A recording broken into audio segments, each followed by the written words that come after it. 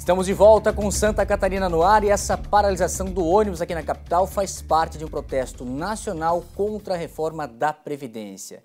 Janine Alves, bom dia. E essas paralisações causam, claro, um prejuízo para a sociedade nesse começo de semana. E os motivos desses protestos parecem justos?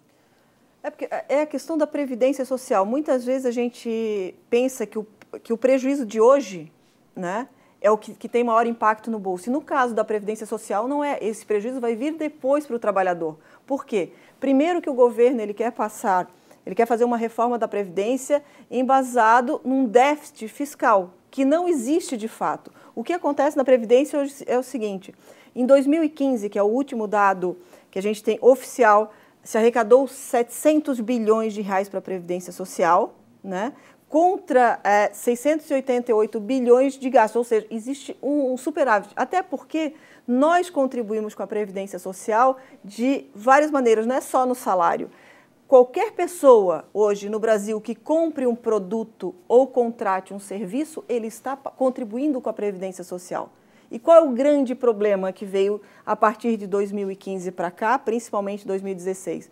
Existe uma lei que foi criada em 1994, que desvincula receitas da União. Basicamente isso, há um desvínculo de receitas da União. E isso atinge diretamente a receita que seria para as contribuições sociais. Em tese, o que isso significa? Até 2015, 20% das contribuições, de todas as contribuições que nós fazemos para a Previdência, né, eram desvinculadas para pagar outras despesas, inclusive dívida pública, juro de dívida pública. Em 2016, com um decreto da Dilma Rousseff, então presidente, aumentou de 20% para 30%.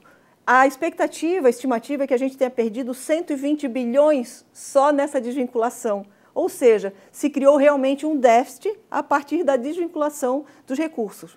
Porque se nós tivéssemos os recursos das contribuições sociais para a Previdência Social, esse déficit não existe. O que existe é um descontrole das contas públicas, o que existe é uma sonegação fiscal. Uma CPI criada no Senado mostrou a realidade dos fatos, né? Hoje as empresas devem mais de 450 bilhões para a Previdência Social, grandes empresas, ou seja, não pagaram a Previdência, enfim. E aí que está o problema. Se as grandes empresas não repassam os recursos para a Previdência, se há uma desvinculação de recursos, como vai ter superávit na receita? É simplesmente um déficit contábil, né, em função dessa desvinculação de receitas da União. Não existe déficit na receita da Previdência Social. Ao contrário, e o povo que vai acabar pagando. E o que parece um grande prejuízo hoje pode sim ser um grande prejuízo no futuro para o trabalhador que vai se aposentar.